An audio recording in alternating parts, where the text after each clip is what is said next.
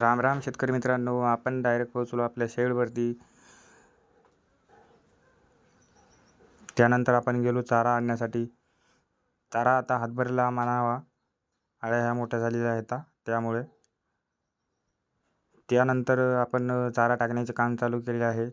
चारा अशा प्रकारे टाकावा आणि व्यवस्थितरित्या टाकावा.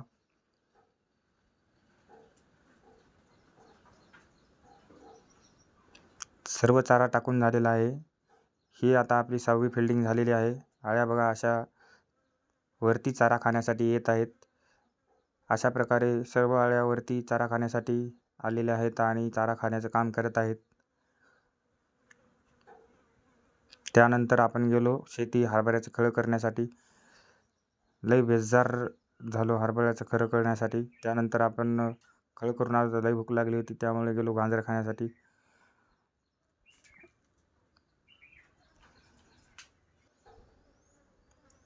नंतर गेलो डायरेक्ट शेडवरती 7वी फिल्डिंग करण्यासाठी. चारा अगोदरच आणून ठेवला होता. अशा प्रकारे चारा टाकत आहोत.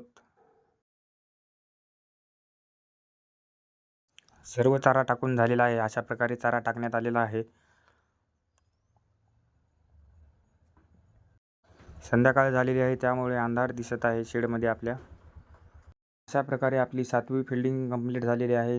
सर्व अळ्या चारा खाण्यासाठी वरती आलेल्या आहेत. व्हिडिओ आवडल्यास आपल्या चॅनलला सबस्क्राईब करा आणि रेशीम उद्योग शिकायचा असेल तर आपल्या चॅनलला सबस्क्राईब करा. धन्यवाद.